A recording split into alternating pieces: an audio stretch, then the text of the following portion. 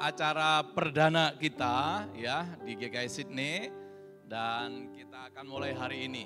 Kemudian minggu depan juga masih ada dan Pendeta David Chu juga masih bersama-sama dengan kita. Nanti kemudian di akhir bulan Maret juga kita juga ada gitu ya. Karena sebetulnya ini kebanyakan itu minggu ketiga, minggu keempat gitu ya. Tapi ketika pembicara sudah ada punya schedule, biasanya kita bergeser ke 4 minggu terakhir dan minggu pertama begitu ya. Jadi acara kita untuk sore hari ini kita namakan Ignite Ministry ya. Menyalakan gitu ya, nyalakan saudara ya. Dan biarlah itu mensemangati kita untuk satu kerinduan untuk mengenal Tuhan. Kerinduan untuk betul-betul mengalami Tuhan lebih lagi saudara ya. Menyalakan api kebangunan rohani di dalam diri kita.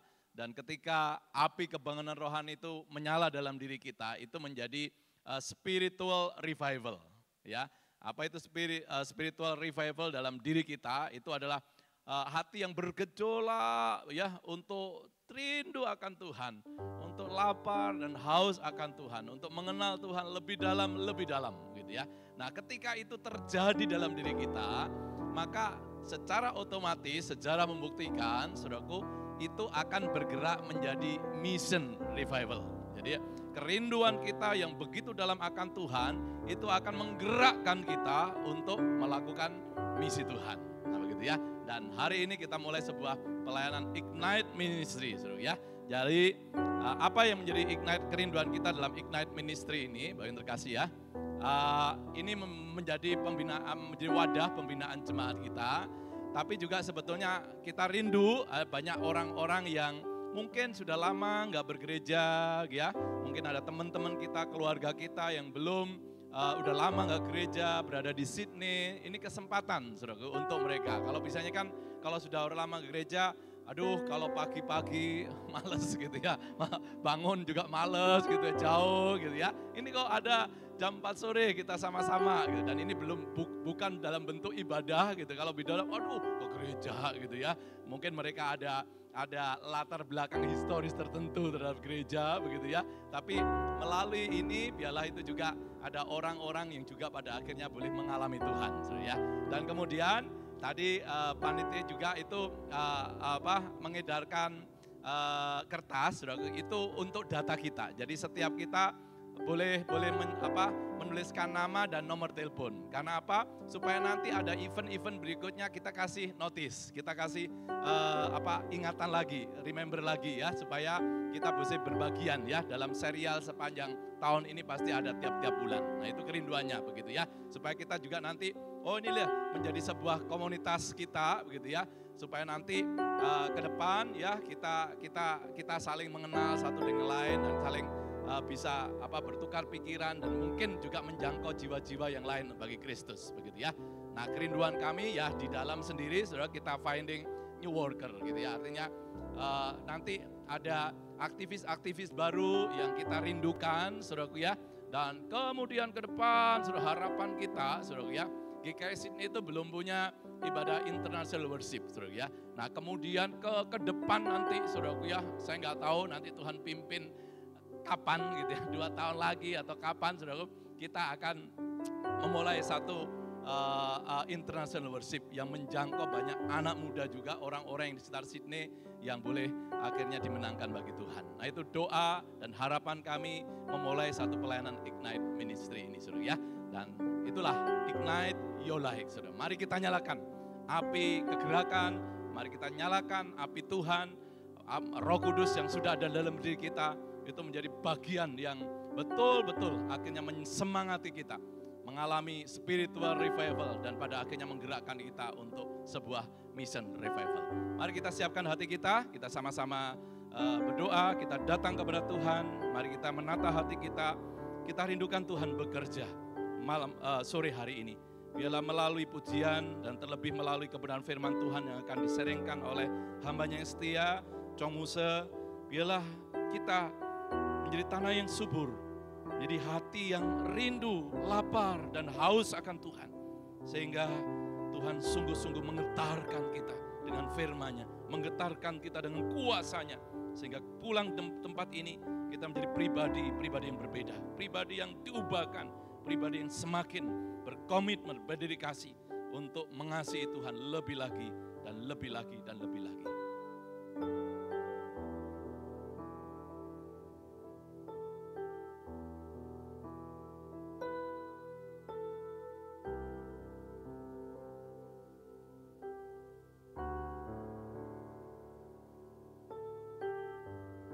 Mari kita naikkan pujian ini, saudaraku.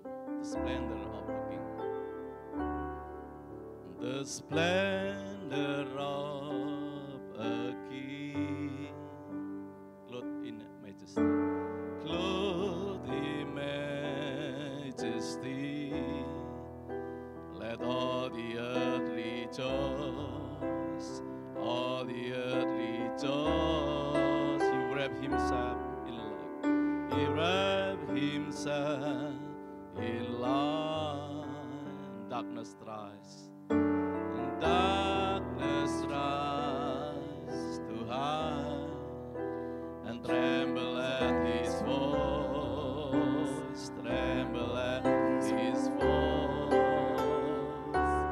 How great is our God, sing with me, how great is our God.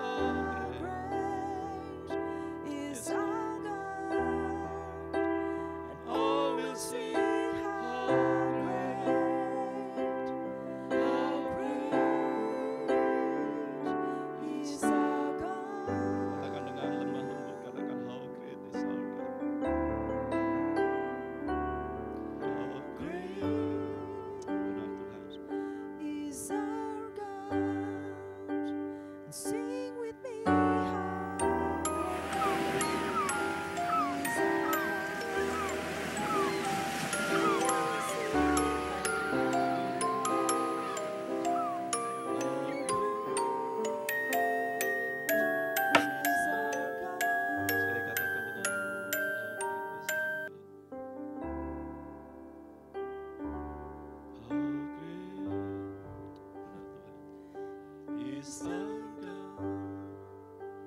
Sing with me, how great is our God, and all will see how great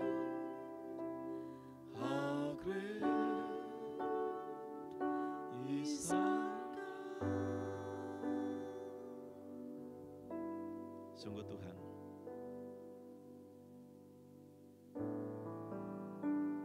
Engkau Allah yang besar, Allah yang ajaib, Allah yang dahsyat dalam kehidupan kami. Terlalu ajaib kasih-Mu Tuhan bagi kami.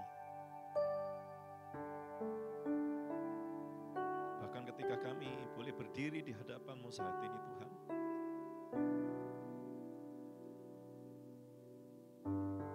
itu semata oleh karena anugerah Tuhan.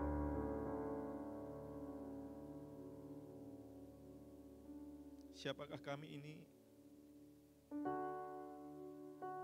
Engkau menjadikan kami seperti biji mata-Mu. Bahkan di sepanjang hidup kami, Engkau selalu ada, selalu tersedia bagi kami. Terima kasih Tuhan, terima kasih. Sungguh anugerah yang luar biasa kami temukan dan kami dapatkan di dalam-Mu Tuhan. Dan ajar kami Tuhan untuk menjadi manusia-manusia yang dipenuhi dengan rasa syukur kami kepada Tuhan. Kalau kami ada hanya semata oleh anugerah-Mu, sehingga seluruh fokus hidup kami, seluruh tujuan hidup kami, seluruh perjalanan hidup kami, biarlah terus terarah kepada-Mu Tuhan. Dan bila sebagai orang-orang yang Tuhan sudah selamatkan, kami mau menjalani hidup yang serupa dengan Dikau. Karena kami dipanggil untuk itu, dipilih untuk itu, menjadi serupa dengan gambaran anak-Mu Yesus Kristus, teladan kami yang sempurna. Tuhan, waktunya tidak lama lagi. Kami berada di masa-masa akhir dari zaman ini. Bila kami kedapatan menjadi mempelai-mempelai wanita-Mu Tuhan, yang memiliki kehidupan yang indah dan berkenan di hadapan Tuhan. Itu doa dan kerinduan kami. Berkati waktu ini, sesi ini, sehingga kami sungguh-sungguh boleh mengerti kehendak Tuhan, menghidupinya dan menjalaninya. Dan kami yakin kekuatan Tuhan ada bersama-sama dengan kami. Terima kasih Tuhan. Dan inilah doa kami. Kami mau menjadi serupa dengan Dikau. Mari kita sama-sama naikkan pujian ini sebagai doa dan harapan kita sekaligus mengantar kita untuk mendengar kebenaran firman Tuhan. Ku mau jadi murid Yesus di dalam hatiku. Ku mau jadi murid Yesus Tuhanku di dalam hatiku. Di dalam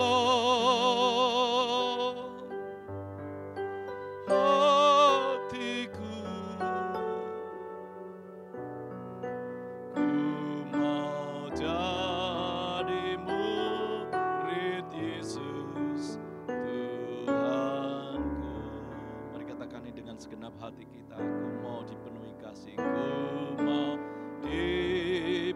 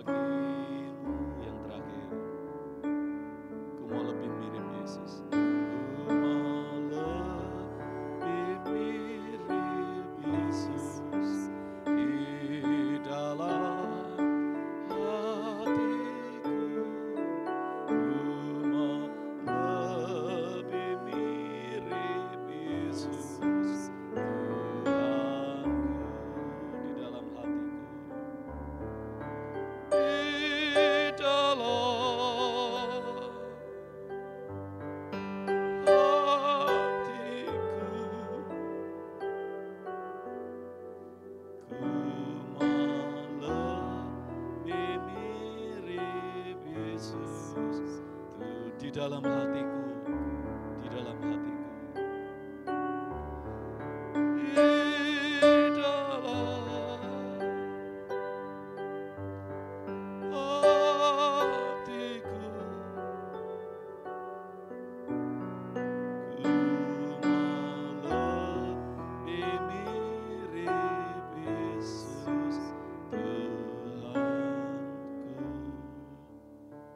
David akan berdoa sekaligus membawa kita dalam sesi ini.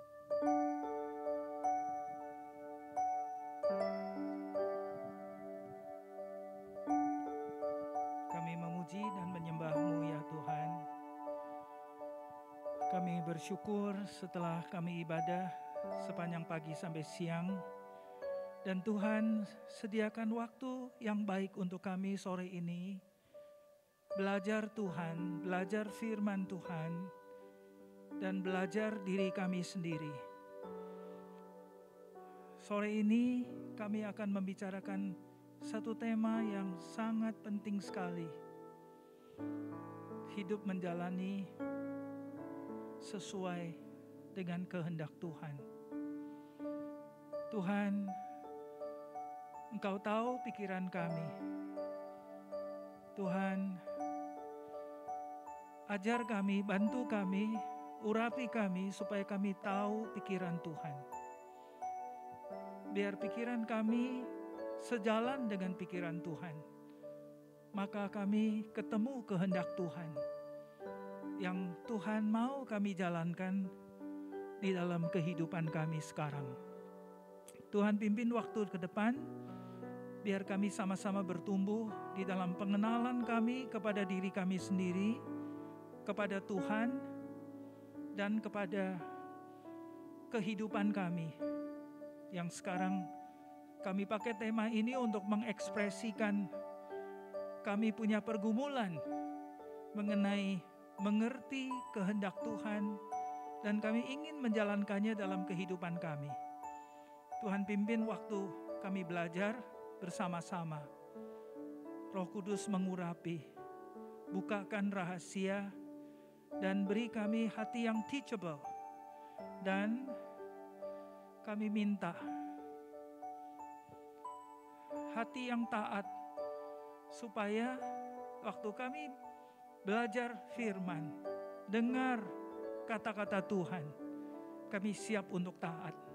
Tidak hanya dengar, masuk kuping kanan, keluar kuping kiri, selesai, lupa. Dan kami hidup sama persis seperti sebelum kami belajar firman. Waktu ke depan Tuhan lindungi, supaya kami tidak menghamburkan waktu. Terima kasih Tuhan, demi nama Tuhan Yesus Kristus, kami pohonkan doa berkat ini, semua sama-sama katakan amin. Ayo duduk sama-sama. Wah, sore ini yang datang banyak sekali. Saya sudah ngomong-ngomong tadi bahwa sore ini waktunya, apalagi kalian gak pulang ya, keliling-keliling, udah capek, terus balik lagi ke sini. Gitu kan? Mau kemana-mana udah tanggung, jadi udah keliling-keliling, terus balik ke sini, duduk di sini. Nah waktunya tepat nanti begitu musuh mulai ngomong, kamu pelan-pelan tidur gitu ya.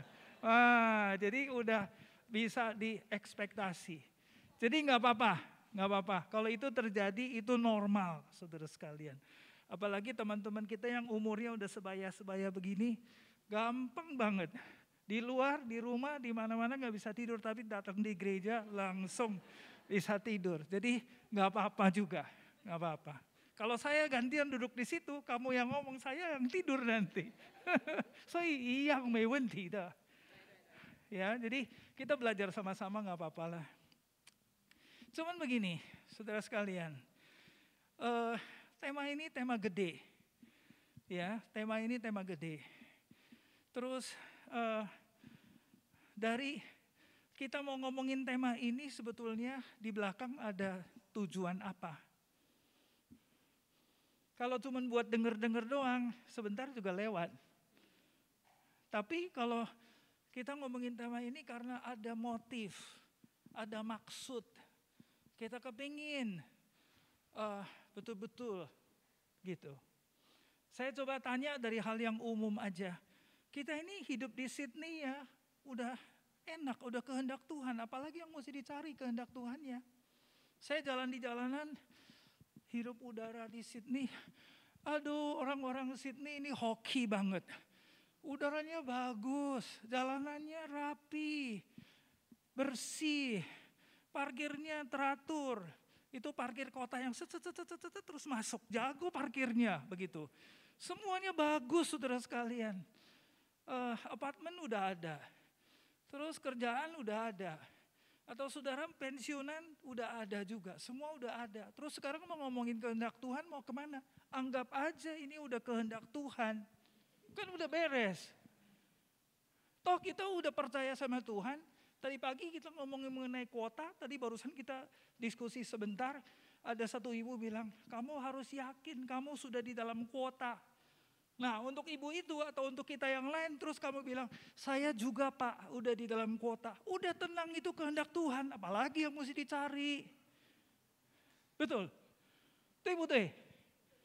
Jadi kamu cari apa sore ini? Sewuse. Ayo coba. Kamu tanya sama tetanggamu, kamu cari apa gitu. Biar dia kasih tahu sama kamu dia cari apa dulu.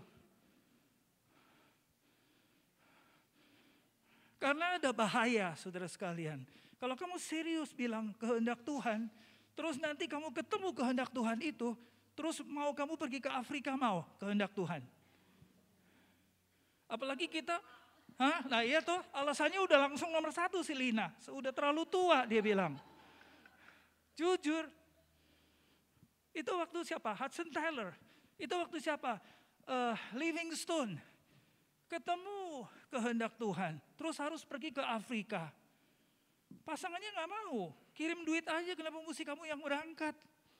Dokter yang lain bisa, missionary ada, kenapa mesti kamu yang berangkat mestinya? Terus Hudson Taylor bilang, kehendak Tuhan, ya udah kamu hidup dengan kehendak Tuhanmu, kayak putus hubungan di sini aja. Mau yang kayak gitu? Ada suami istri yang ributin kehendak Tuhan jadi geger-geger, jadi berhenti. Ngerti nggak? Jadi mau terus atau mau bubar?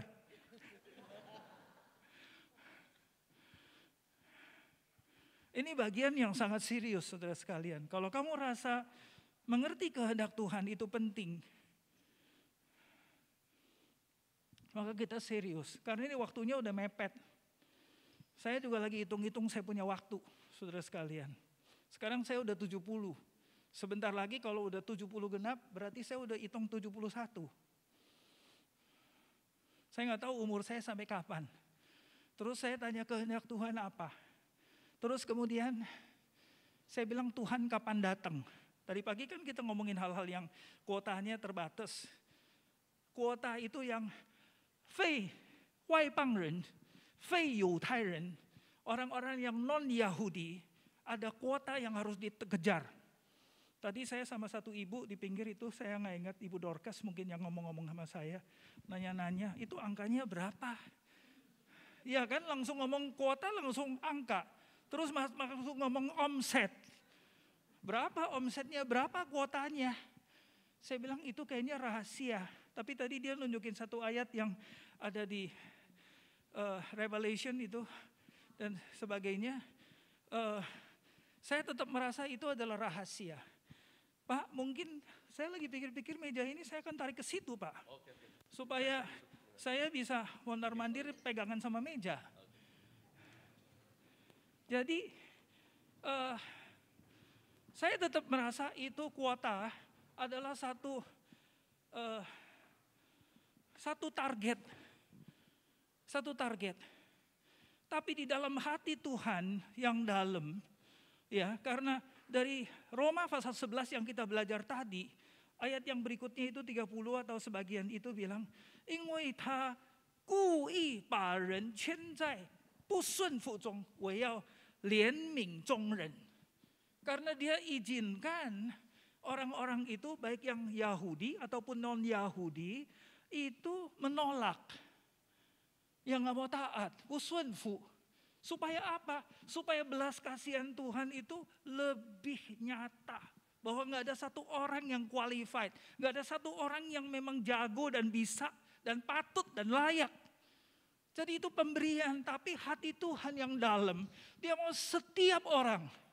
Pasal 3 ayat 9, 2 Petrus. 神的心意是要万人得救. Setiap orang diselamatkan, tidak satu pun yang binasa. Jadi dalam hati Tuhan itu betul-betul membara satu, tadi bilang ignite, kebakar hati Tuhan dari hari ke hari. Kenapa? Karena dia betul-betul sayang sama manusia. Nah hari ini berharga, di Sydney ini kita ketemu sekelompok orang yang jumlahnya besar. Seperti ini nih, kalau kita semua punya pikiran seperti ini, Sydney bisa gempar saudara sekalian. Timothy, kamu percaya? Coba kalau Roh Kudus hinggap, kita dipenuhi seperti Kisah Rasul pasal 2. Itu jumlahnya berapa? Jumlahnya 12 orang. Terus waktu itu ngumpul 120 orang. Terus waktu Roh Kudus kerja, jadi 3.120 orang. Hari pertama, pasal 2, ayat 41 sampai 47. Ayat 1 sampai 4 Kisah Para Rasul itu ngomongin orang-orangnya dipenuhi oleh Roh Kudus. Mereka gak bisa kontrol diri. Cinta Tuhan, cinta jiwa. Mereka pergi keluar menceritakan Kristus yang sudah dipaku. Disalib untuk dosa-dosa kita dan sudah bangkit. Ayo kamu percaya. Mereka punya kehidupan mengalir saudara sekalian. Orang-orang ini betul-betul salut, tunduk sama kehendak Tuhan. Sehingga tidak menahan diri lagi, dia tidak bisa kontrol, dia persembahkan seluruh hidupnya. Mungkin hari ini, mungkin minggu depan kita akan belajar gereja yang pertama, Kisah Rasul-Rasul, pasal 2 ayat 41 sampai 47. Itu orang-orang yang betul-betul mau turut sama kehendak Tuhan. Sehingga terjadi kebangunan yang besar, saudara sekalian. Tapi kamu mau enggak? Hari ini kalau kamu dengar-dengar di sini, yang kamu mau expecting itu apa? Kehendak Tuhan yaitu saya dapatkan ini yang saya mau, saya dapatkan itu yang saya mau beli pulau, saya mau beli apartemen, saya mau beli properti, saya mau beli ini. Biar kehendak Tuhan cocokin sama yang itu, untungnya nanti bisa gede. Karena kalau saya beli apartemen ini nanti, satu apartemen kamarnya 3, kalau disewain satu kamar itu 400, 1000, itu satu bulan itu bisa 3.000, bisa 4.000. Waduh, kehendak Tuhan enak banget. Gitu kan? Atau yang lain, Tuhan kehendakmu mana? Saya siap kalau diutus ke Afrika, saya mau ke Afrika.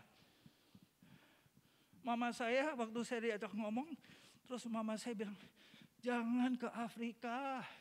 Saya bilang saya mau ke Magelang, jangan ke Magelang. Jadi di mana? Di Jakarta aja, di rumah sini. Lah, cari kehendak Tuhan harus tinggalnya di rumah sini. Sama mama, jagain mama. Ya tentulah, hormat sama orang tua, jagain orang tua sampai tua. Tapi kehendak Tuhan yang mana?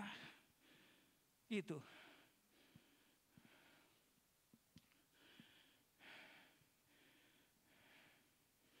Jadi kamu sekarang mau apa nih? Cari kehendak Tuhan lagi. Tetap mau cari kehendak Tuhan. Di dalam hati, waktu mau mengerti kehendak Tuhan harus dibekali dengan satu sikap.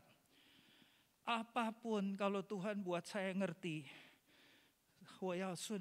saya mau turut, saya mau ikut. Nah, Roh Kudus suka tinggal di dalam hati orang-orang yang hatinya sudah siap untuk taat. Memang itu cita-cita Tuhan ciptakan manusia. Karena Tuhan punya planning, whole plan in this universe. Di galaksi ini Tuhan punya rencana. Maka dia ciptakan manusia, ciptakan kamu dan saya. Kalau kita balik sama penciptaan, mula-mula, kenapa dia hembuskan roh Allah ke dalam manusia, supaya manusia di dalamnya itu ada roh Allah, sehingga manusia bisa ngerti hatinya Allah. Saya terakhir waktu belajar firman bagian ini, ada 2 penemuan yang Saya tahu ini pemberian. Saya bukan pinter, tapi saya belajar, dengar, pikir, lupa gitu saudara sekalian. Tapi suatu ketika waktu belajar, terus saya bilang, Tuhan ciptakan manusia untuk apa ya? Tuhan ciptakan manusia, pasal 1 ayat 26-27 Kejadian, bilang menurut gambar dan rupa. Pasal 2 ayat 7, kemudian menghembuskan roh Allah ke dalam diri manusia. Supaya manusia itu berroh Allah. Nah, dari manusia berroh Allah, dari situ kunci untuk manusia bisa menemukan kehendak atau tujuan Allah. Dari situ Allah bisa menemukan kehendak dirinya menciptakan manusia. Sampai di sini saudara ngerti? Semua follow? Nah, dari yang pertama sekali lagi, nomor 1, kamu dan saya mesti bertobat, percaya Tuhan Yesus dulu. Harus lahir baru. Kalau kamu belum lahir baru ngomong begini, kamu gak nyambung.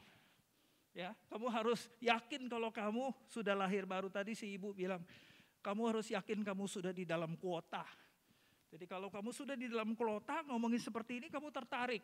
Karena kuota ini bukan hanya menyangkut diriku sendiri, tapi menyangkut diriku dan seisi keluargaku, bahkan seluruh bangsaku, bahkan seluruh dunia. Kapan roh Allah hinggap di atas diri kita, kita akan dipakai oleh Dia untuk melakukan hal-hal yang bukan kita lakukan, tapi Dia melalui kita yang kita tidak mungkin bisa lakukan sendiri. Waktu kita tunduk kepada kehendak Allah yang seperti itu, kita akan dipakai Allah luar biasa. Sehingga dalam waktu yang pendek dan singkat, kita nggak usah susah-susah buka gereja. Tuhan yang buka gereja. Terus hasilnya kita nggak usah susah-susah menuai atau menabur. Tapi Dia yang menuai, Dia yang menabur. Coba aja sekali Peter diurapi khotbah. Berapa orang saudara sekalian? 3.000. Satu kali saudara sekalian 3.000.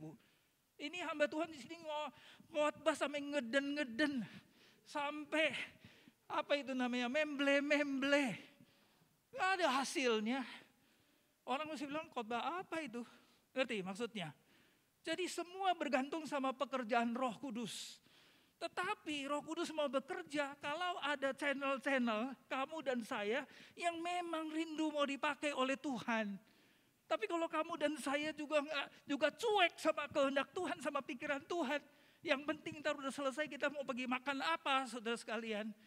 Itu urusannya lain lagi, sehingga kita di sini ngomong kehendak Tuhan hampir gak connect.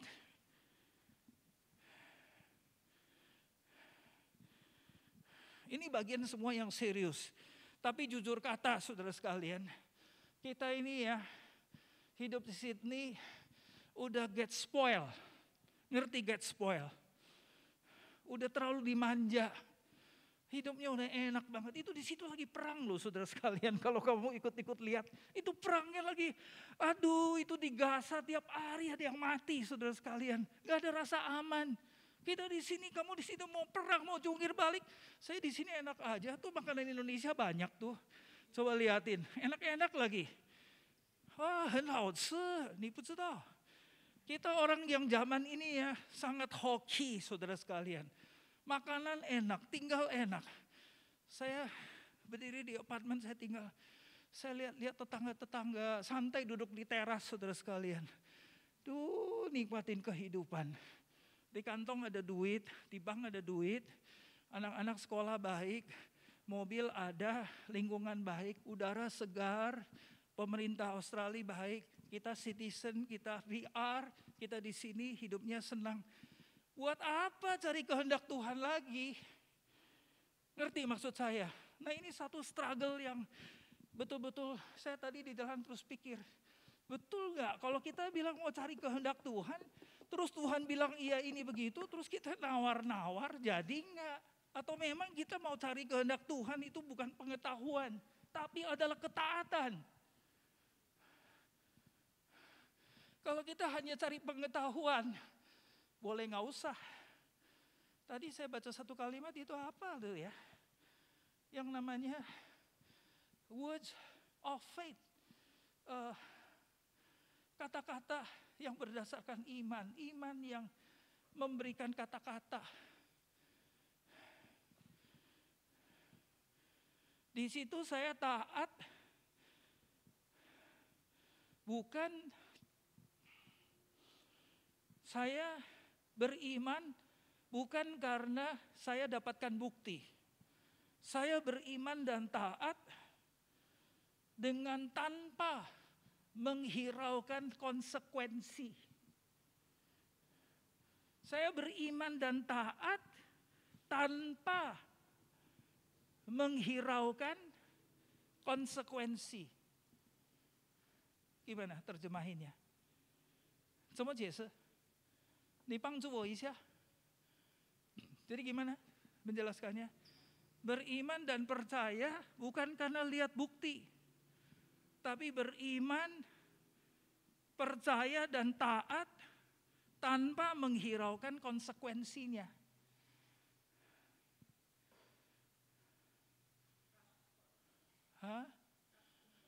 Trust in God. Okay, I agree. What else? Nah, waktu kamu cari kehendak Tuhan, beriman kepada Tuhan dan mau taat dengan tidak menghiraukan, in spite of the consequences. Dia suka sekali kasih tahu sama kamu.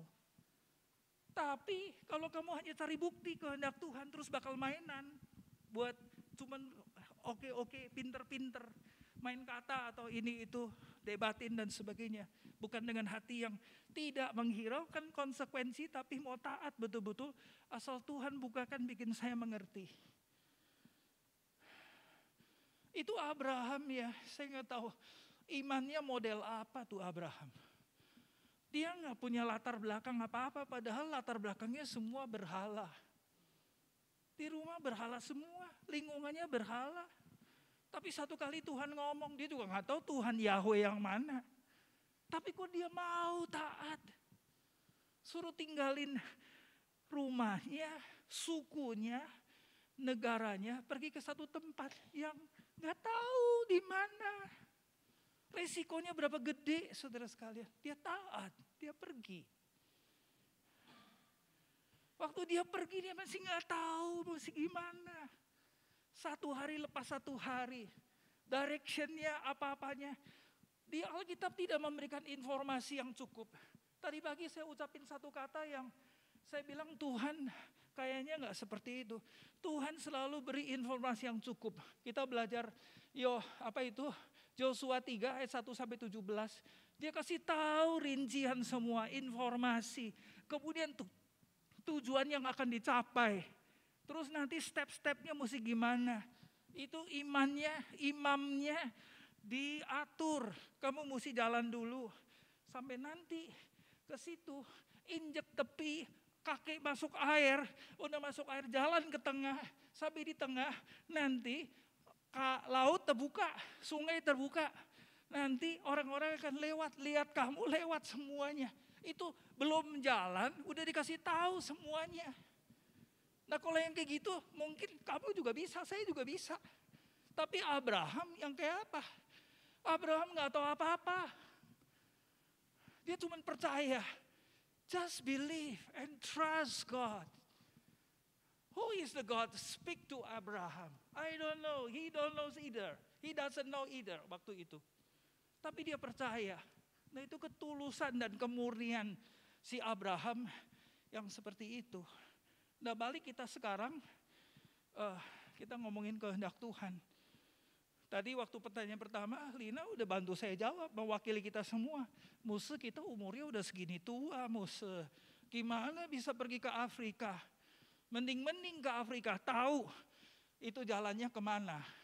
Dulu Abraham umurnya berapa Lina? 75岁. 你今年有75岁吗？好的，一样，我们都是气头的。Kita udah kepala 7 saudara sekalian. Jadi mungkin apa yang diomongin, tapi Abraham gak soal. Kaleb umur 80 saudara sekalian. Masih naik ke gunung. Perang lagi Dorcas bilang. Dia ikut waktu itu di pinggir. Makanya dia tahu, saudara sekalian. 所以他知道我也度了那个地方。哇，80岁，他说我80岁好像40岁的时候一样。Saya umur 80 tapi seperti waktu saya umur 40 waktu baru keluar ikut-ikut. Jadi kerucu-kerucu ikut, tapi saya beriman. Diutus jadi pengintai, saudara sekalian. Itu Joshua luar biasa. Dia beriman, dia bilang, "Hayo kita naik." Waktu itu kalau naik, saudara sekalian, kayak apa rasanya? Tapi jadi diulur 40 tahun. Nggak jadi.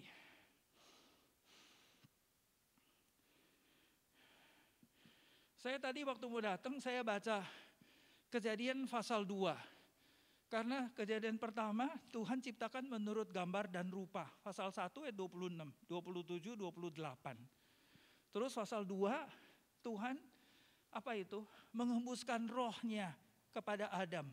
Adam tadi hanya secara fisikal, tapi sekarang udah dihembusin roh Allah. Dia penuh dengan roh Allah. Terus diciptakan Hawa, terus dijodohin, dinikahin, dibangunin keluarga, terus ditaruh di mana? Di Taman Eden. Terus dikasih lihat, tuh lihat semuanya. Rame kan, banyak pohon kan, buah-buahnya juga manis kan. Aduh, kamu tahu, buah-buah di Sydney manis bukan main. Lihatnya juga udah tertarik banget, saudara sekalian. Nah itu waktu itu ada di Taman Eden itu buah-buah seperti itu. Wah, dikasih lihat itu melihat itu menyukakan. Melihat itu menyukakan. Jadi Adam sama Hawa itu orang yang paling beruntung. Ditaruh di Taman Eden, dijodohin, diberkatin, terus diserahkan kepercayaan. Terus dia bilang, ini semua kamu punya, ini semua kamu yang ngatur. 叫你们去修理管理那个伊甸园，照顾这个园子， untuk melindungi, untuk menjaga, untuk memelihara, untuk memanage, untuk memaintain, untuk terus kemudian binatang-binatang dibawain. Nih loh, tolong Pak Adam, tolong Bu Hawa, kasihin nama dong. Saya paling takut kalau jemaat bilang, Musa tolongin kasih nama anak saya ya. Satu aja saya berhari-hari gak tidur, saudara sekalian. Saya gak bisa kasih nama. Saya kesel banget. Satu hari saya pergi ke rumah teman di Amerika. Dia panggil, David, David, come here. Anjing yang datang, anjing namanya David, saudara sekalian. Saya bilang, kamu gak salah nih. Saya David temanmu, kamu panggil David itu yang keluar sih, Blackie. Saya tersinggung, saudara sekalian. David itu nama raja Israel yang paling hebat. Gak ada raja yang sehebat Raja David di dalam sejarah. Tapi dia tega-teganya pakai nama yang gede untuk kasih nama si Blackie, saudara sekalian. Mending anjingnya bagus, jelek lagi. Kamu gak kacau itu, orang udah kelirunya setengah mati. Kalau saudara ada yang pakai nama David, kasih nama anjing, bertobatlah kamu, saudara sekalian.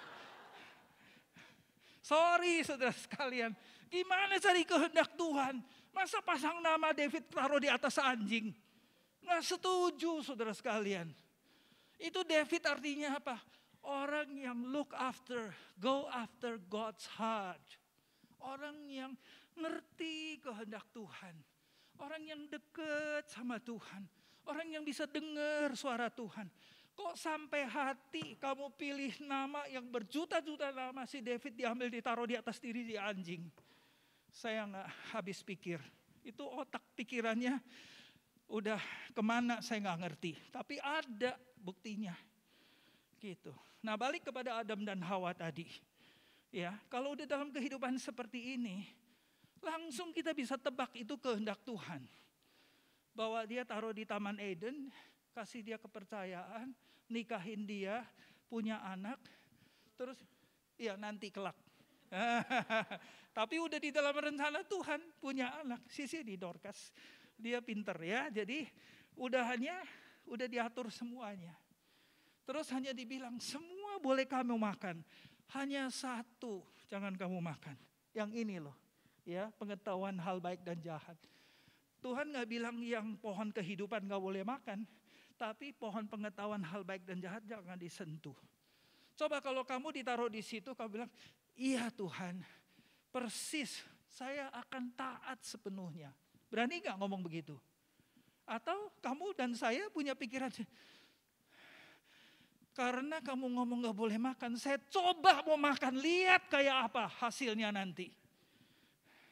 Saya itu hampir dicekik sama mama saya, saudara sekalian. Tapi jangan ngomong ya. Dia udah di surga sih. Ya. Saya itu dibilang sama mama saya, dia bilang kalau saya tahu kamu seperti ini, jauh-jauh hari saya sudah cekik kamu mati. Kamu tahu kamu dari mana? Kamu itu dipungut dari tong sampah. Saya dibilang dipungut dari tong sampah sama mama saya. Karena apa? Karena saya suka ngelawan mama. Bukan ngelawan, suka nanya yang berbalik. Contoh soal, mama bilang, ini arloji mama ya, mama mau pergi ke pasar. Jangan disentuh, karena dia guru. Jangan disentuh ini arloji. Ini cerita saya udah ulang-ulang. Begitu mama pergi, saya lihat, saya ke dapur ambil pisau, saudara sekalian. Saya bongkar belakangnya. Apa sih di dalamnya? Itu di dalam ada per tuh. Saya keluarin mau lihat kok bisa jalan ya. Mama pulang saudara sekalian. Gak keburu ini dibalikin. Dia nangis habis-habisan. Punya arloji mahal belinya. Hasil bulanan guru itu berapa sih waktu itu? Mau beli arloji. Tapi kamu kok sengaja udah dibilangin gak boleh, kok sengaja dibodal-budal. Kalau tahu tadi saya gak kasih tahu sama kamu. Ya justru kamu kasih tahu, jadi saya mau tahu. Jahatnya saudara sekalian. Salah satu. Terus itu kita tinggal di satu tempat yang namanya Purwokerto. Kalau saudara tahu namanya Purwokerto. Di desa sebelah situ, tikung kanan sedikit sampai saudara sekalian. Itu kalau malam anak panas, dia ukur pakai termometer. Ya. Di termometer itu ada air timahnya. Kamu pernah tahu? Jadi mama saya bilang ini awas, jangan disentuh. Ini bahaya dan ini mahal. Kita di desa ya mau dapat ginian gak ada. Mama pergi, saya keplak, plak, sampai pecah, hancur. Jatuh semua itu air timahnya di lantai saudara sekalian. Saya mau pungutin, udah gak bisa. Aduh mama saya nangis, habis-habisan sampai. Saudara sekalian manusia itu dalamnya rumit. 很复杂, 也是很反抗性. Kenapa? Karena dosa dari dalam. Nah kita ini mau mengerti kehendak Tuhan yang kayak gini. Udahlah gak usah susah-susah. Udah anggap tinggal di Sydney, kamu punya hari depan di Sydney, punya apartemen, punya anak, punya istri, punya kerjaan, punya mobil, punya sepeda, punya motor. Kamu bisa makanan enak, udah ini aja kehendak Tuhan, gak usah cari-cari yang lain. Gitu kan?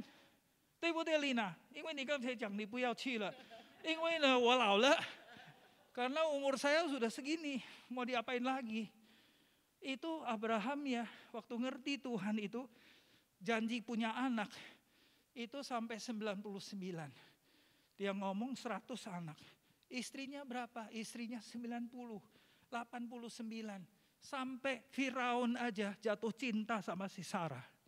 Berarti cantiknya setengah mati, tapi umurnya udah 89. Sampai 90 saudara sekalian. Coba sekarang kita yang umur 89 kayak Sarah enggak? Kayak Abraham enggak? Saya lagi bayangin Abraham sama Sarah itu gimana. Tapi dia taat sama kehendak Tuhan. Oke, kita balik sama percakapan. Oh, waktu saya udah habis Pak, 45 menit. Enak aja lanjut. Kamu yang lanjut. Kenapa? Karena ujungnya kamu harus sama-sama dengan kita mau taat. Nah itu dulu. Kalau kamu mau ujungnya mau taat, terus juga boleh, nggak usah pulang, kita nginep di sini. Jadi gini saudara sekalian, kalau hati kita mau taat, Tuhan mau. Tuhan jauh-jauh mau. Karena dia lagi cari orang yang mau taat. Dia tahu, kamu tahu nggak? Di dalam 1 Tawarit kalau nggak salah, 7:16 kalau nggak salah. Dia bilang Roh Allah sedang melayang-layang. Lagi cari, ada nggak seorang yang hatinya betul-betul humble dan mau taat. Kenapa? Dia mau tuangin semua isi hatinya, kasih tahu sama dia. Balik sama tadi percakapan. Tuhan ciptakan manusia, dicurahkan roh ke dalam manusia. Supaya manusia menjadi makhluk yang berroh Allah. Dari situ manusia pinter. Sehingga manusia tahu, saya diberikan roh Allah supaya saya dengan Allah bisa berkomunikasi. Kenapa? Karena waktu saya berkomunikasi dengan Allah, Allah bersedia memberitahukan dirinya kepada saya. Saya ciptaan, dia pencipta.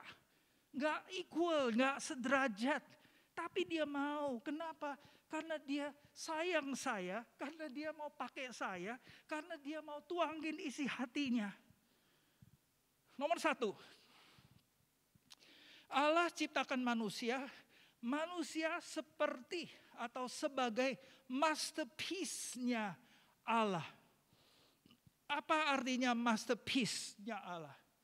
Masterpiece itu apa, saudara sekalian? Satu-satunya, gak ada lagi yang kedua. Jadi dia ciptakan manusia supaya dengan lihat manusia, dia lihat dirinya sendiri. 所以人类被创造，人类是上帝唯一的杰作。唯一的杰作呢，让上帝本身看他的本个是什么。当他看不见自己，saya pakai kalimat ini bilang, Allah tidak bisa lihat diri sendiri. Tapi waktu dia lihat manusia, dia lihat, wah hebat manusia. Padahal itu di dalam diri manusia, semuanya Allah ada di dalam manusia. Jadi dia lihat manusia, dia lihat diri sendiri. Wah hebat. Nah dia komunikasi dengan ciptaan yang paling tinggi. Yang di dalamnya ada roh Allah. Ngapain? Dia mau kasih tahu rencananya Allah. Rencana dirinya. Maka dia taruh di Eden. Terus di situ ada 4 sungai yang gede. Ada 1 sungai yang di dalamnya ada emas, ada berlian, ada hong manau, ada macam-macam. Ada sungai yang begini begitu. 4 sungai dia tinggal ditaruh di situ. Pohon-pohon lengkap, buah-buah manis, semuanya enak. Adam dan Hawa ditaruh di situ. Siapa yang nggak mau? Terus rumahnya juga kebun binatang, saudara sekalian. Binatang semua ada di sekitar. Terus rumahnya juga kebun raya. Tanaman ada di situ semua. Kamu nggak usah pergi. Saya kemarin lagi ngomong, kita di sini tinggal di apartemen. Mau tanam bawang nggak bisa. Mau tanam cabai nggak bisa. Nggak ada tanah, saudara sekalian. Karena rumah kita kecil, apartemen. Saya kemarin pergi ke 2-3 apartemen lihat. Di mana nih tanam bawang, di mana tanam ini. Tapi Adam dan Hawa sekitarnya kebun. Mau apa aja ada.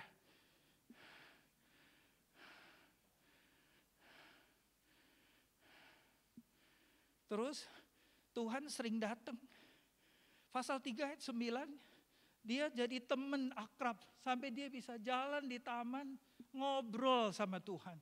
Tuhan bisa kasih tahu isi hatinya. Tuhan ciptakan manusia sebagai masterpiece untuk diri sendiri. Tuhan ciptakan suami istri, jadi suami dan istri sebagai masterpiece untuk dirinya sendiri, tapi untuk manusia mengenal Allah. Pelan-pelan saya ngomong, saudara harap nangkap. Bagaimana manusia bisa mengerti Allah? Tuhan ciptakan manusia, ciptakan suami istri, terus dijodohin. Terus mereka bisa terbuka, bisa ngomong apa aja. Suami dan istri tidak berpakaian. Artinya tidak ada rahasia, semua bisa diomongin. Dan Tuhan bisa ngomong sama Adam tanpa rahasia. Tuhan ngomong sama Hawa tanpa rahasia. Tuhan ngomong sama Adam dan Hawa tanpa rahasia. Bisa ngomong belak-belakan apa adanya. Dan mereka bisa masuk ke dalam jiwa, ke dalam hati, ke dalam yang paling dalam, menjelajah ke dalam hatinya. Sehingga tahu segala-galanya.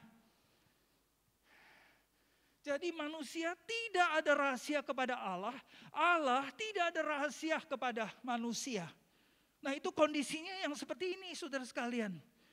Jadi apa saudara sekalian? Jadi semua isi hatinya Tuhan jauh-jauh hari udah dituang semua ke dalam hatinya Adam dan Hawa.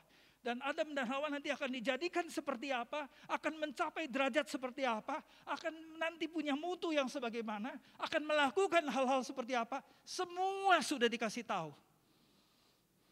Kamu mau yang seperti ini? Bisa nggak? Bisa, karena itu tujuan Allah. Tujuan Tuhan ciptakan manusia seperti ini.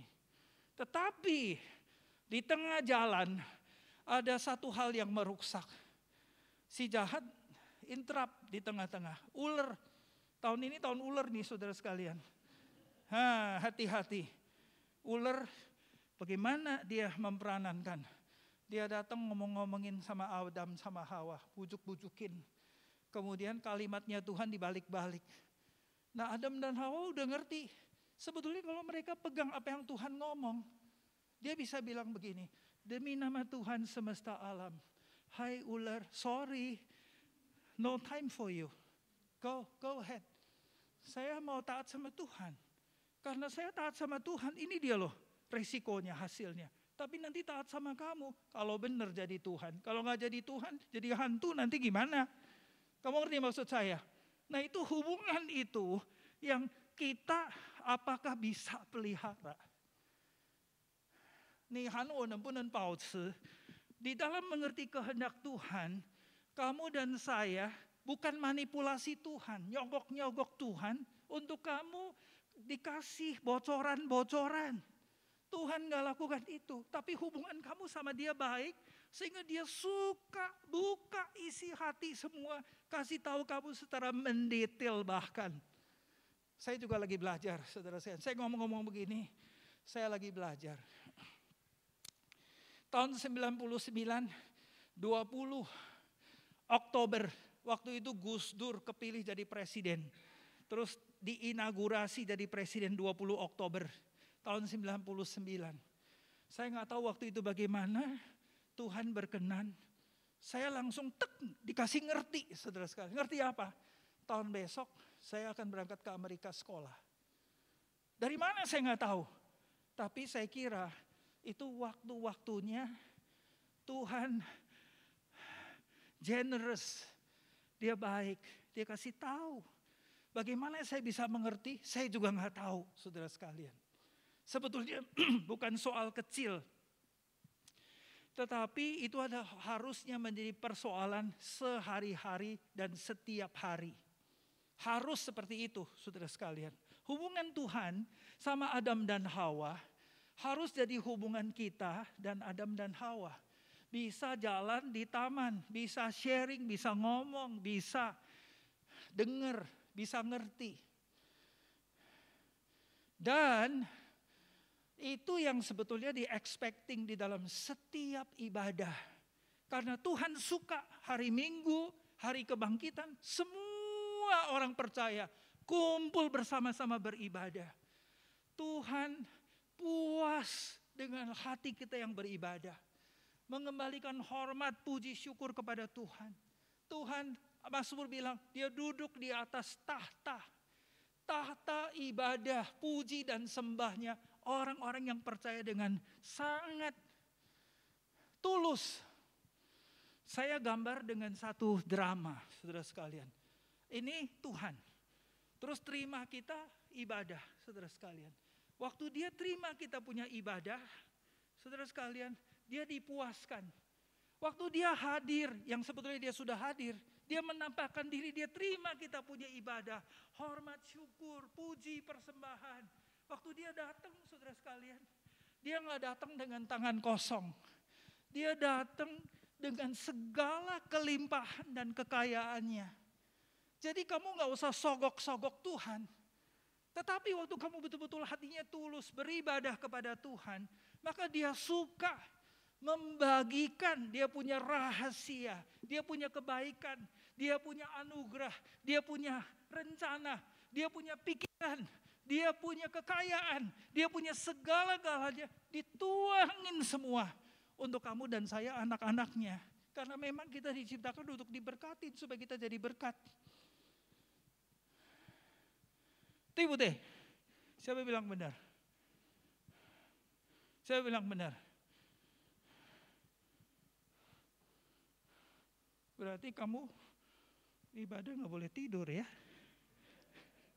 Enggak. Tetap tidur. Tuhan tetap berkatin, nggak soal. Itu hanya kelemahan fisik. Tapi saya mau bilang kehendak Tuhan itu tiap hari. Tentu kalau dia mau utus kita pergi ke... Kamu waktu ke Sydney cari kehendak Tuhan nggak? Kenapa kamu bisa di sini? Padahal kamu di Jakarta, di Indonesia, di Jawa, di Surabaya, di Wonosobo, di Dieng, di Ciputat. Kok bisa duduk di Sydney? Coba lihatin sekarang. Alasannya apa ke Sydney? Waktu itu kamu cari kehendak Tuhan nggak? Kok Tuhan bisa bawa kamu ke Sydney? Bagaimana kalau Tuhan bilang, David, saya mau utus kamu kemana saudara sekalian? Tunggu dulu Tuhan, saya pilih ya mau diutus kemana. Bisa begitu? Iya Tuhan kalau boleh, saya mau ke situ, ke Sydney. Saya mau ke Melbourne. Kemarin saya duduk sama satu Xiaocie di pinggir saya.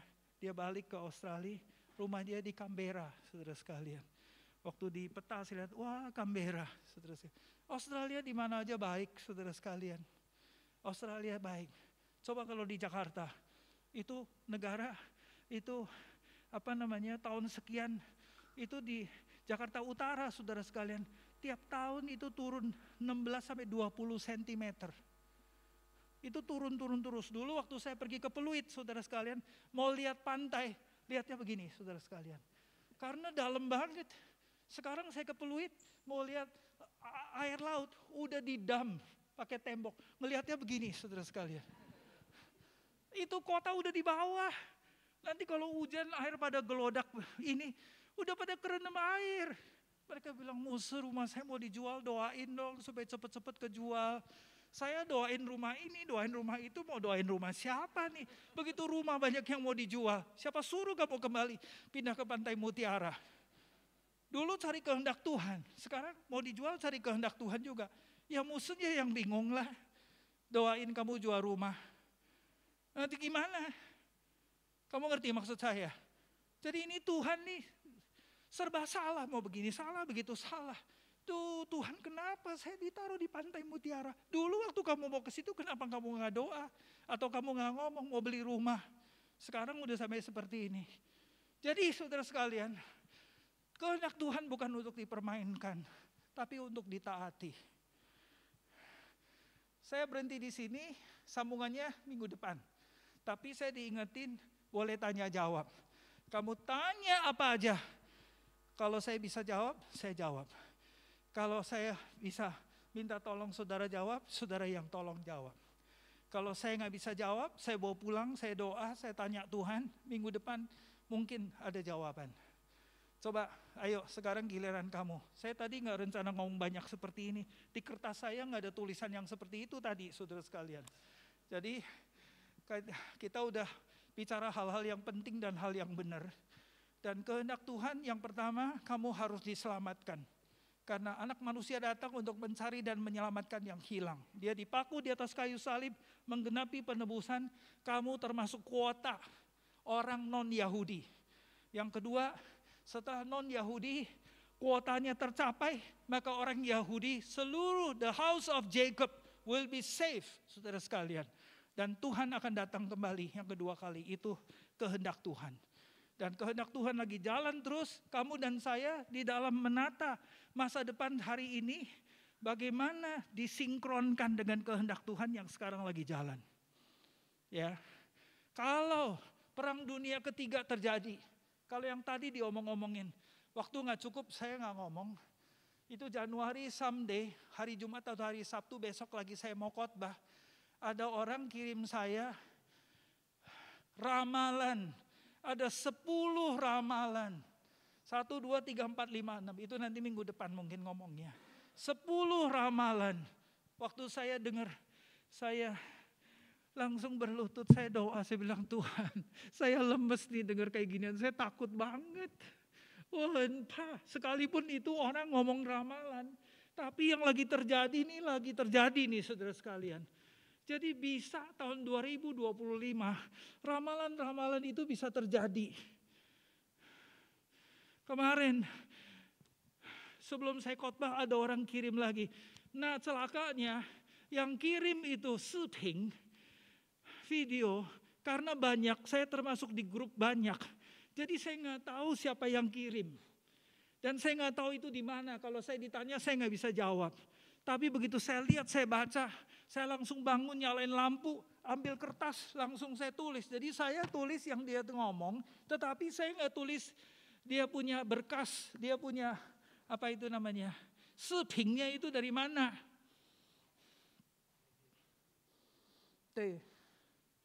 Ini kemarin ada yang lagi ngomong, itu California lagi rencana mau lepas dari United States. California itu termasuk 5 dari 5 negara yang terkaya, salah satu dia yang terkaya. Dan dia lagi rencana mau lepas. Terus ada isu lagi bilang kalau California berani lepas, mau lepas, kita Texas juga mau lepas. Kalau Texas berani lepas, Florida juga mau lepas. Saudara sekalian, kita coba lihat. Tinggal di Sydney baik-baik, ngapain kamu cari kehendak Tuhan? Mau pergi ke Amerika? Siapa mau ke Amerika? Ayo daftar. Kita udah di Sydney, saudara sekalian, udah gak usah cari kehendak Tuhan. Tapi kalau kita di Sydney, hidupnya tidak menurut kehendak Tuhan, jadi untuk apa privilege kita ada di Sydney? You know what I'm saying? Jadi ini semua adalah berkat yang kamu dan saya, di belakang ada kewajiban yang ikut. Kalau berkat sudah diberikan, kewajibannya tidak ditunaikan, berarti 我们辜负了主的恩典，对不对？你认为呢？我会不会很过分？ Kalau kita udah diberkatin, kita tinggal di Sydney, anugerah Tuhan, kehendak Tuhan sudah begitu baik, begitu banyak, dan begitu lancar, dan kita semua sehat-sehat saudara sekalian. Kenapa? Kita sudah diberi, diinfuse hidup Yesus yang 死不了. Kita diberi hidup Kristus yang kekal, yang tidak bakal mati apapun yang terjadi. Yang ada hanya kita punya badan ini mundur. Tapi itu sifatnya hanya daging. Kembali ke tanah udah beres, tapi roh kita udah kekal saudara sekalian. Apalagi yang kita mau cari? Saya tiap hari sekarang hidupnya seperti itu. Anytime, kalau waktunya tiba, saya berangkat. Kalau Tuhan bilang, David, come home. I'm here right now, dear Lord. I'm ready to go. Karena saya tahu, 我要回国. Saya mau pulang. 我要回国, 你知道吗? Kamu ngerti, 我要回国. Saya mau pulang ke negara saya. Negara saya ada di mana? Ada di situ. Rumah saya di Tianguo, saya kira lebih bagus dari yang ada di Sydney. Betul nggak? Kamu juga rumahnya lebih bagus dari yang sekarang kamu tinggalin di Sydney. Setuju nggak? Jadi kita mesti generous. Jangan pelit-pelit saudara sekalian. Ada orang membutuhkan, kita pelit-pelit. Sang liang lai, sang liang qi, kai hui lai, kai hui qi, 到最后什么都不给. Saya ngurusin satu dosen di universitas. Kayaknya bukan main, duitnya banyak saudara sekalian. Saya datang beritakan Injil. Dia bilang, 做牧师你要拿我的产业是吗? Kamu ngerti maksud saya? Kamu datang mau ambil saya punya harta ya? Wah, saya bilang 你误会我了. 我们都刚刚认识, 我不可能要你拿你的产业. Saya nggak mungkin akan ambil kamu punya harta. Kenapa mau ambil harta? Iya, 我觉得你要拿我的产业. Satu saya pelayanan di Magelang, ada satu emak yang tidak mau dideketin oleh siapa-siapa. Kemudian orang-orang seluruh Magelang curiga. Ada orang Magelang nggak di sini? 有没有？Magelang人。哦，原来是你呀。Terus orang-orang Magelang curiga. Dia bilang nggak pernah ada satu orang yang cocok sama emak itu. Tapi si David baru datang cocoknya bukan main. Kamu tahu waktu saya datang di rumahnya, saya diusir dari rumahnya. Suruh tinggal di garage. Dia punya garasi, ada pintu, terus keluar ke jalanan. Saya dipasangin satu ranjang dipan yang biasa buat si mbak. Saya dipasang di situ, terus saya mahasiswa praktek, tinggal di situ saudara sekalian. Terus saya nggak boleh masuk ke rumahnya. Saya dipesenin rantangan, tiap hari makan gudeg Pak. Sampai meluek-meluek, gudeg melulu tiap hari. Nggak ada yang lain saudara sekalian. Terus sekarang berbalik dicurigai. Dia punya kekayaan banyak. Bajunya ratusan. Kenapa? Tiap kali mau pergi kondangan bikin baju baru. Tiap kali mau kondangan bikin baju baru. Jadi bajunya sederet segini nih bajunya. Banyak kamu hitung juga gak keburu, pakai sekali gantung. Pakai sekali gantung, gak dipakai lagi. Jadi satu kali orang udah curiga. Terus saya udah tugas ke tempat yang lain. Satu hari dia meninggal. Mereka kira David pewaris tunggal. Ternyata saya gak tahu dia pergi. Gak tahu apa-apa dan sebagainya. Kembali kepada tadi dosen. Terus belakang satu hari itu dosen sakit. Sakit, masuk ICU. Dokter bilang matilah. Kenapa? Udah gak bangun. Udah gak bangun sepanjang berhari-hari. Udah sebulan gak bangun. Satu kali Kuniang dari rumah sakit telepon. Dia bilang kamu pendeta ya, cepet datang. Dia udah mau mati, udah doain biar dia mati aja. Jadi malam-malam udah ciutian, setian. Jam 9, jam 10 saya pergi ke rumah sakit. Terus saya doa. Bangun saudara sekalian. Bangun. Waduh, ini namanya Weikang Fancau. Weikang Fancau itu apa ya? Namanya bersinar sebelum dia padam. Misalkan begitu. Jadi gimana? Weikang Fancau. Bersinar sebentar tapi sebentar mau redup. Jadi saya langsung bilang. Niao sin Yesus, musuh kayak ini silih. Tasuk, woyao. Langsung dia mau. Jadi ini ada, mana mineralnya? Udah, gak apa-apa, cuma ilustrasi tok. Ilustrasi. Mineral ada di meja, saudara sekalian. Itu air mineral ada di meja, Pak. Ini pertanyaan. Oh, pertanyaan. Wah, rajin ini. Terus, mineral ada di meja. Saya ambil mineral, saya tuang ke dalam cangkir. Terus saya bilang, kamu betul mau percaya? Jadi anak Tuhan Yesus ngaku dosa bertobat. Dia bilang mau. Saya ambil mineral, saya tuangin ke air, terus saya baptis. Malam-malam itu. Udah baptis, doain, terus dia tidur lagi. Terus gak bangun, besoknya pergi. Saudara. Besoknya pergi, percaya gak? Hartanya banyak. Terus ada orang-orang di sekitar, Muse kamu salah Muse.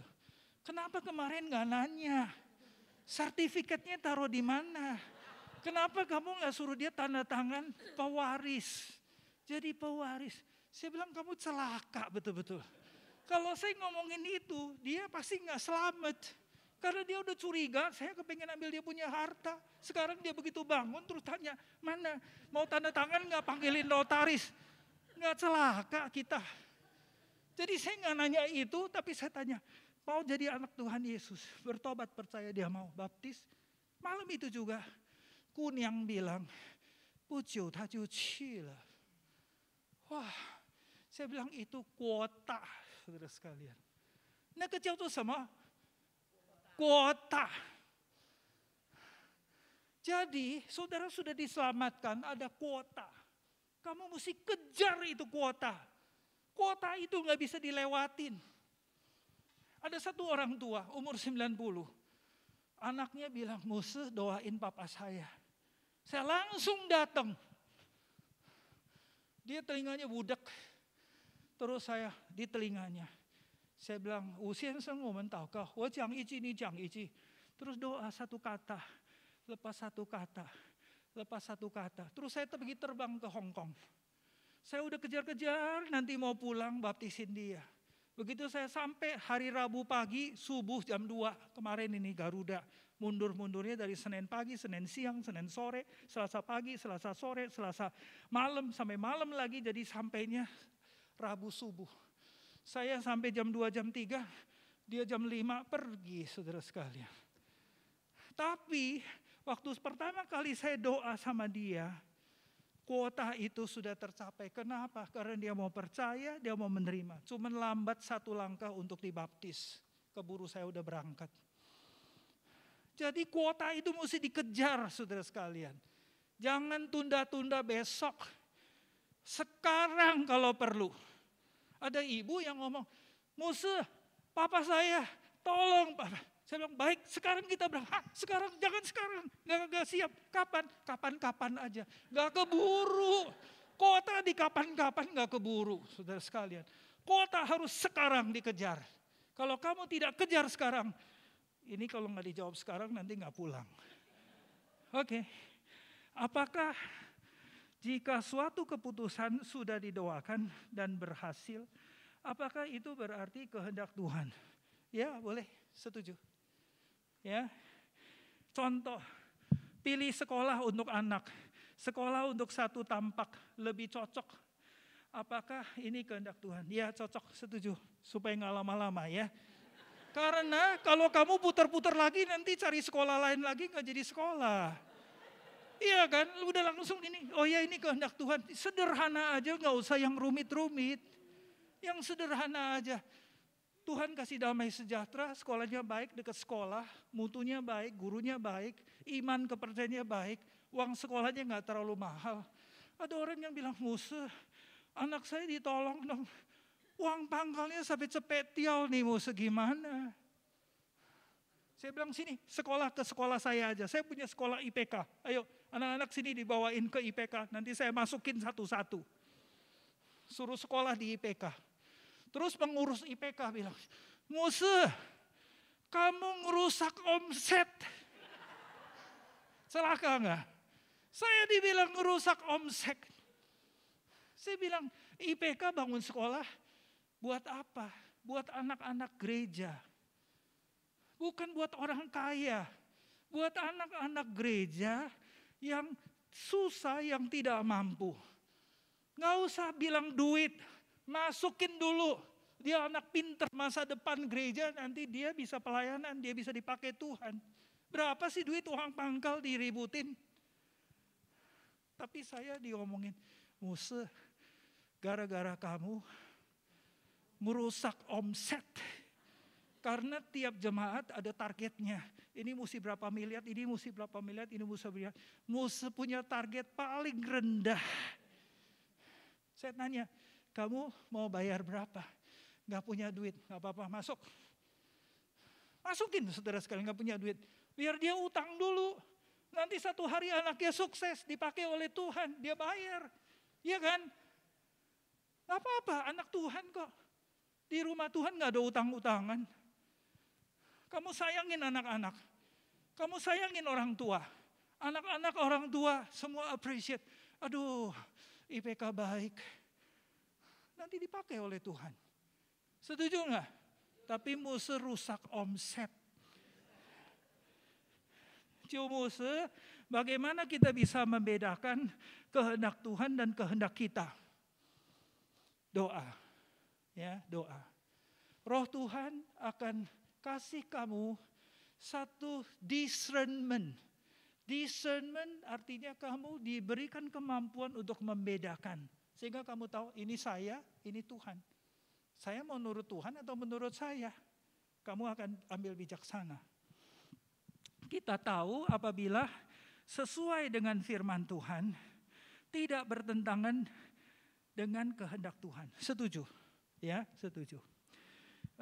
Bagaimana jika kita diharapkan kepada dua pilihan yang dua-duanya tidak bertentangan dengan firman Tuhan? Ya syukur, tinggal cap-cip-cup lah, mana aja. Kan dua-duanya gak bertentangan. Ya udah cap-cip-cup, cap-cip-cup ya, yang ini udah, yang ini juga. Tapi kalau kamu sungguh-sungguh minta Tuhan pimpin, sekalipun 2 tipis sekali, kamu tetap tahu ini yang Tuhan mau, bukan yang itu. Jadi jangan takut, Roh Tuhan di dalam dirimu, Dia tahu persis apa-apanya. Asal kamu, saya mau taat, Dia pasti suka buka rahasia. Setuju? Nah, kita belajar. Musa, saya mau tanya. Kalau ada seorang yang cinta Tuhan, dia baca firman, berdoa, syafaat setiap pagi. Dia melakukan firman, tapi dia tidak terpanggil melayani atau berbagian dalam pekerjaan Tuhan. Apakah ini menjalani hidup sesuai kehendak Tuhan? Jadi kehendak Tuhan atau kehidupan seorang anak Tuhan tidak soal harus pegang jabatan melayani. Oh, saya di gereja sebagai guru sekolah minggu. Oh, saya di gereja sebagai paduan suara. Oh, saya di gereja seperti Lina penterjemah. Saya di gereja pemimpin WL, worship leader atau belum tentu, saudara sekalian. Hidupnya anak Tuhan, seluruh dunia ladangnya Tuhan.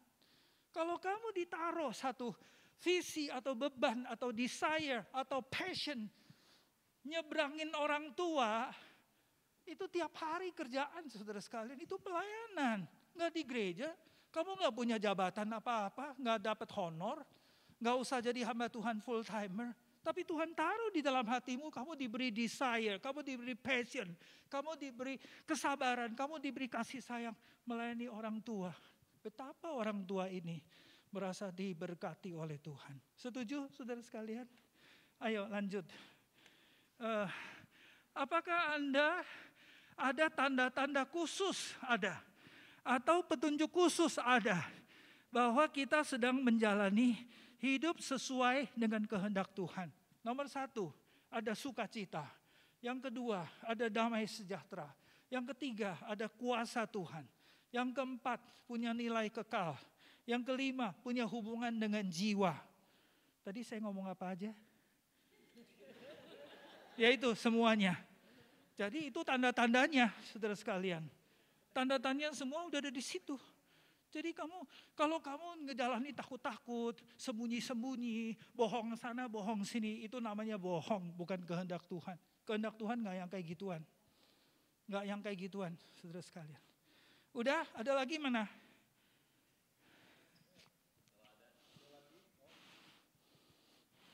Rita, kamu udah tahu kehendak Tuhan, ngapain nanya?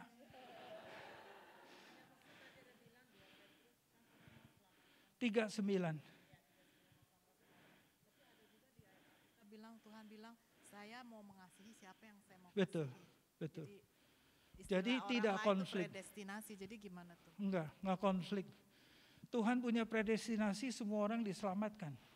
Jadi kamu jangan bilang predestinasi terus ada orang-orang yang dibuang sama Tuhan. Kalau gitu kita lebih kejam dari Tuhan. Tuhan nggak bilang kayak gitu, yang ngomong gitu saya. Kamu ngerti maksud saya? Kita bilang predestinasi itu ada sekian orang yang dibuang, sekian orang.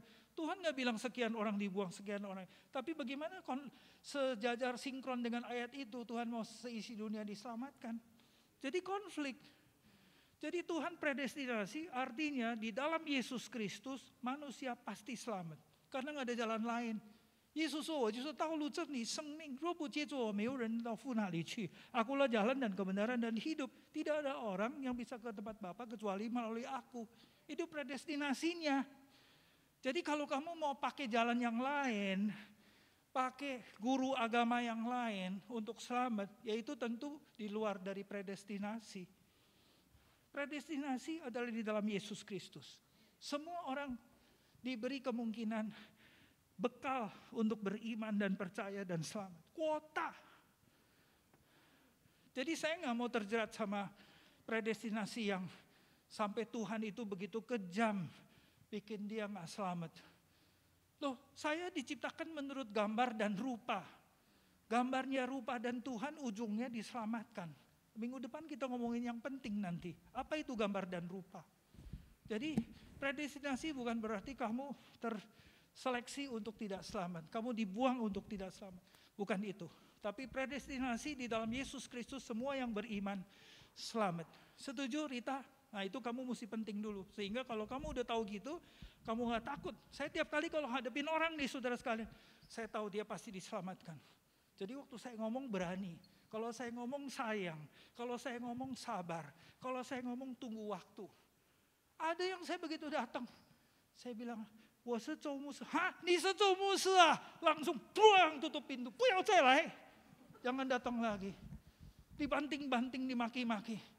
Saya nangis. Aduh saya dihina. Tuhan saya ditolak. Saya pulang doa. Saya bilang sama orang yang titip. Saya bilang, kamu punya pasien 吃软不吃硬还是吃硬不吃软? Saya nggak tahu. Dia pokoknya nolak. Tapi hati saya terus ada dorongan, saya datang lagi. Ditolak lagi. Datang lagi, ditolak lagi. Berkali-kali saudara sekalian. Satu kali saya ketok. Dia diam aja. Saya bilang, 我可以进来吗? Diam aja. Saya masuk, saya pegangin. 我是祷告吗? Dia diam aja. Mau percaya, selamat. Bukan hanya dia ajak istrinya, ajak mantunya, ajak putrinya, ajak cucunya, ajak cicitnya. Satu rumah semua diborong. Kamu gak nangis? Predestinasinya di mana? Jadi kamu tidak boleh bilang, jangan injili papa mama saya. Udah pokoknya mereka gak bisa diselamatkan. Orang kayak gitu udah ujungnya adalah binasa. Wah saudara sekalian terlalu cepat kamu ngomongin kayak gitu. Lebih baik dibalik kata-katanya. Musa sabar, pasti bisa. Nah kamu harus punya mentalitas seperti itu karena apa? Tuhan bilang seisi dunia akan diselamatkan. Terakhir sampai dia tidak selamat, itu dia sendiri yang putuskan. Bukan orang lain. Dan bukan Tuhan. Dia yang putuskan dia gak mau selamat. Ya kita hanya sedih. Kenapa? Padahal keselamatan sudah disediakan. Pengampunan sudah disediakan. Pasti selamat. Jadi gak usah takut. Hao,完了? Hayo mah? Udah. Oh, hao, 你说.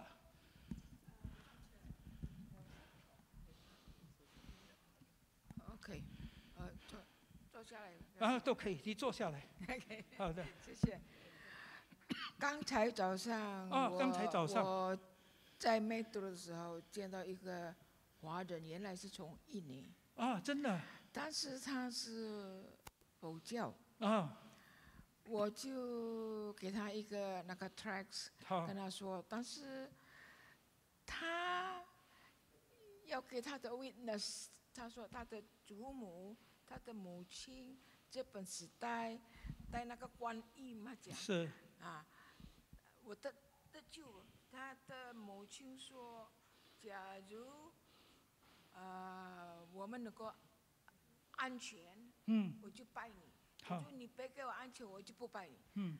他拿着那个观音，变成他安全，他觉得那个观音救他。我就说，上帝还是给你，祝福你，还是给你安全。我说，你应该找真理。但是看起来我们跟他的对象，好的，我没有这种经验跟这个佛教太，好的，所以没关系。但是我有觉得。你不想可以督一下这个，好的，使到你的知识建设一下。好的。但是他mau nginjilin saya malah. 好的。Bukan saya mau nginjilin. Jadi ibu ini tadi pagi di metro waktu datang itu ketemu satu ibu yang asalnya dari Indonesia. Terus waktu diinjilin ternyata dia orang Buddha. Terus bilang dia mau saksi kepada mamanya, kepada neneknya dan sebagainya. Dia bilang kalau dia pegang Buddha ini rasa aman. Tapi kalau lepasin rasa nggak aman. Malahan dia balik akan nginjili ibu ini. Jadi ibu ini gimana? Kalau kamu adalah dia gimana? Kalau kamu adalah ibu ini ngadepin ibu tadi yang di metro gimana? Celakalah kamu, binasalah kamu. Nggak boleh. Kamu bilang nggak apa-apa, kita doain. Kamu mau didoain, nama kamu siapa?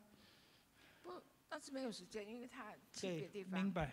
我是说，以后是还有机会，我当然要再跟他。如果你能够向主求负担，如果你愿意上去求负担，你还记得他的脸孔，你就为他祷告。有一天，他戴 masker， 男生没关系，没关系，主会帮助你认出他。以后他在路上会，记，我们见过那一次在 metro 对不对？他先找你，不是你先找他，所以呢，你为他祷告没有问题的。但是还有一个呢，在我的身边。哎呀，你很有福气，很多人都在找你。佛教的。哦，也是佛教。我说你能够读中文吗？我就给他。好的。他说我这个不是治老了，那你还有孙子吗？还有孩子有，那你有英文的，你可以给你的孙子读一下，很对，很对。Jadi ada satu bapak yang duduk di pinggir dia, dia hoki nih, ketemu lagi orang yang bukan percaya kepada Tuhan, dan kemudian dia tanya, kamu bisa baca yang ini enggak? Dia bilang saya udah tua, kamu boleh, ibu ini bilang beri kepada cucumu supaya dia baca, jadi kasih traktat supaya dia bisa percaya. 很好，你可以讲。这个很宝贵哦，这个东西。好的，明白，setuju. Jadi itu traktat berharga sekali, ya. Kadang-kadang traktat buat ganjel sepatu, tetapi ternyata di dalam ada hidup. Jadi waktu kamu buka, baca, terus bertobat, percaya, udah mau naik ke atas gantungan, saudara sekalian, dia baca traktat, traktatnya dipakai oleh Tuhan, gantungannya dibuang, dia percaya kepada Tuhan Yesus. Jadi traktat berharga, setuju. Oh, satu lagi, oke. 还有一个年轻的女孩子，我以为她不是信主的，我就说英文的，我就给你，好的，好吗？我说你今天去教会吗？他看了这个，他说我也是信主的，那你给别人。我说你可以跟你朋友不要紧，我就跟他说，我就给他见证我的经验。后来他说，我很想能够像你。带给别人福音。好的，你常常做 metro 很好，常常见到不信主的人。Stephen Tong的那个。好的。Jadi dia ketemu satu ibu lagi yang tadi dikasih traktat, dia bilang ini traktat berharga. Dia juga orang percaya. Jadi dia hoki banget kemana-mana ketemu orang. Kelihatannya Tuhan mau pakai dia untuk ketemu sama ibu-ibu yang bisa diinjili sekalipun mula-mula susah. Jangan putus asa, tapi dengan sabar layanin pasti bisa. Saya kira udah malam nih, jam 5:30, kita udahan ya. Iya. Ayo, mari Pak. Oke. Ya, thank you Chong Muse. Itu luar biasa ya. Kita bersyukur saudara ya, kita diperlengkapi ya, bagaimana kita secara prinsipal ya, kita memang Tuhan itu menciptakan kita dan kehendaknya sebenarnya ada di dalam diri kita. Walaupun kita jatuh dalam dosa, manusia pertama jatuh dalam dosa, that's why Yesus Kristus datang untuk memulihkan. Sehingga relasi kita dengan Tuhan itu bisa dekat kembali dan pakai kesempatan untuk itu, untuk bisa mengenal Tuhan. Mengenal kehendaknya melalui firman dan melalui doa-doa kita. Thank you Musa, terima kasih untuk kehadiran Bapak Ibu sekalian. Sekali lagi minta tolong itu diisi ya datanya, karena supaya nanti kami update ini pelayanan kita baru kita, dan kemudian nanti next event saudaraku ya, karena tiap bulan kita pasti ada, nanti kita inform saudara. Mungkin ya saudara bisa menyediakan waktu untuk boleh bergabung bersama-sama dalam Ignite Ministry kita, begitu ya. Catat nama dan nomor telepon saja ya, atau WA gitu lebih bagus supaya nanti kita bisa, panitia bisa inform gitu ya. Nah setelah itu Bapak Ibu terkasih, di ruang sebelah ya ada sedikit hidangan untuk kita, ada kopi, teh, air putih tentunya juga gitu ya. Terus ada beberapa ya snack ringan untuk kita sambil kita ngobrol-ngobrol, dan biarlah itu juga menjadi kebersamaan kita. Thank you sekali lagi, mari kita bangkit berdiri, kita akan berdoa ya, menutup selangkah acara. Tuhan, sekali lagi kami bersyukur, Tuhan sudah menolong memberkati kami melalui sesi ini, kami sungguh diperkaya dan kami boleh melihat kami begitu berharga di mata Tuhan sebagai ciptaan yang lain daripada yang lain, di mana kami sebagai ciptaan Tuhan, kami boleh mengenal Tuhan secara pribadi, mengenal kehendak-Mu. Dan biarlah itu membawa kami untuk semakin mengenal Tuhan, semakin melalui relasi yang indah dengan Tuhan. Dan kami boleh melakukan pekerjaan yang Tuhan siapkan bagi kami. Terima kasih Tuhan, terima kasih untuk Bapak Ibu, saudara-saudara yang boleh bergabung dalam Ignite Ministry ini. Tuhan berkati, biarlah hati kami terus bergelora, terus terbakar oleh api kegerakan-Mu, sehingga hidup kami boleh mengalami kehidupan yang diubahkan dan pada akhirnya boleh menjadi berkat dan mengubahkan kehidupan banyak orang. Terima kasih Tuhan untuk hamba-Mu, Pendeta David, kiranya Tuhan terus menolong, memberkati, berikan kekuatan, kesehatan dalam pelayanan beberapa waktu di tempat ini. Anugerah Tuhan sempurna terus menjadi bagian hidup beliau. Terima kasih Tuhan, juga berkati semua yang berada di Jakarta. Tuhan juga menolong dan seluruh keluarga dalam berkat dan anugerah Tuhan. Terima kasih Bapa. Dalam nama Tuhan Yesus Kristus kami berdoa dan bersyukur. Amin. Tuhan berkati, silakan duduk. Silakan Bapak Ibu, setelah itu nanti Bapak Ibu bisa menikmati hidangan yang ada. Tuhan berkati.